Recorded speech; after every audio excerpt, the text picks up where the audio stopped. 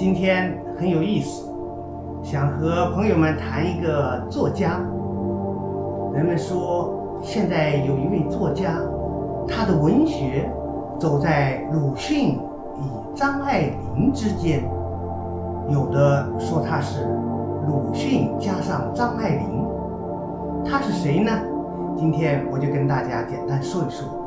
这就是台湾作家朱西甯。朱西甯何其人也？我们来简单说一说。朱西甯是张爱玲时代的人，他有一部著名的小说叫《铁匠》，因为这本书，张爱玲和他成了很好的文友。他评价朱西甯说，朱西甯永远是沈从文最好故事的小兵。朱西甯喜欢老舍，也是张爱玲的粉丝，甚至随身装着张爱玲的小说。据说《传奇》一书就是他装在裤包里带到台湾的。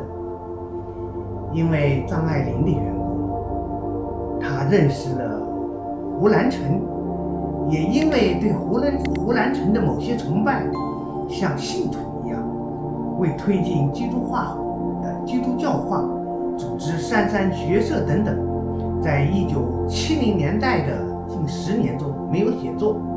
应该说，从朱西甯的父亲开始，他的家族就有着基督教崇拜的传统。对朱西甯的评价是很热闹的。哈佛大学王德威研究认为，朱西甯是一位乡土作家。对于这个说法，后来引起了不少的争论，因为他的很多作品看似乡土气息浓厚，但作品有强烈的意识流、现代主义和文学精神。夏志清教授说，朱西甯是台湾的文化奇人。在中国的现代作家中，很少有把基督教和中国文化都看得那么认真的，对中国文化透彻的分析，这是鲁迅的遗产；对基督教的深刻理解，这是面向世界的文化视野，这可能就是朱西甯文学的独到之处。中国作家莫言说，他庆幸读到了汉魃，否则他将失去写红高粱的勇气。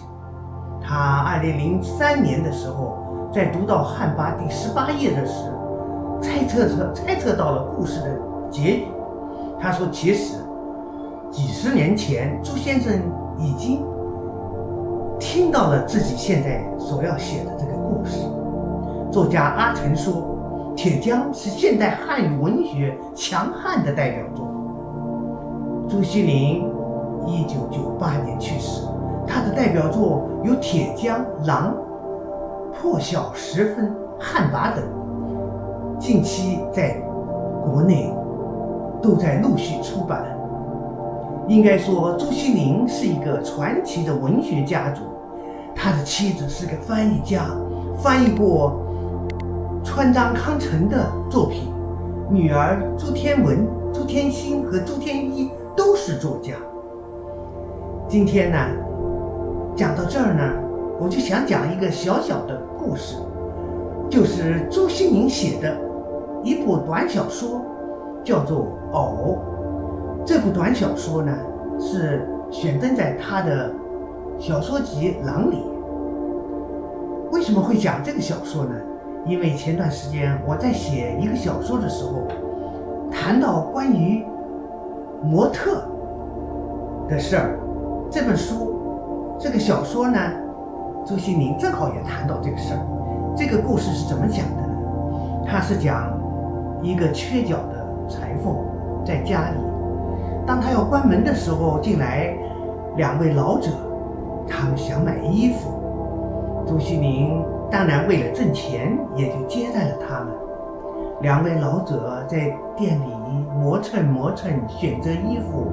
那个女的看了这儿又看了那儿，衣服、裤子，其他的挑来挑去，耽误了不少时间。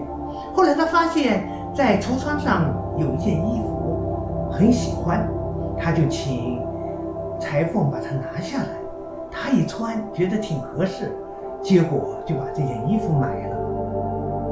等他们耽误了不少时间，要离去的时候，老裁缝突然看到橱窗上的这个模特现在已经没有衣服了，就是一个木头的模特，像这样看有点不雅观。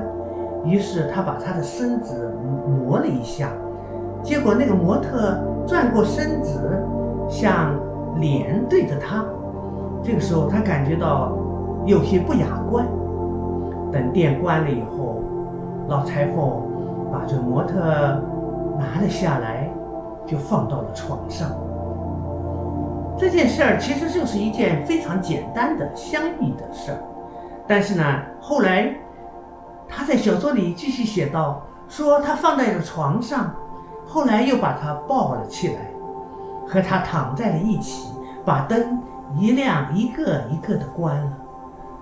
他感觉好像有一种说不出的味道。最后关到最后一个灯的时候，他没有关，为什么呢？他觉得如果把这灯关了，他的整个感觉就发生了变化。这是一个非常小的故事，非常小的小说，但是他想说明什么呢？他突然把我们读者的心给拉进去了。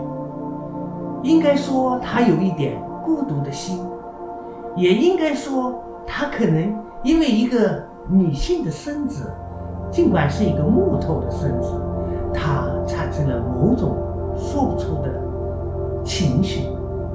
也可以说他像这样的表达说明了人在一种精神世界里边产生的奇妙的遐想和反思。总而言之，这是一个非常简单的故事，但是他说了一个非常有趣的，让人产生遐想和难以忘却的情节。前段时间我在写一部小说的时候，也谈到关于这方面。我觉得这个小说给我了很大的启发，当然这不是他的代表作品，我只是想作为介绍这位作家的时候简单说说。周末了，祝大家愉快。你觉得朱西甯这位作家怎么样？你也想读读他的书吗？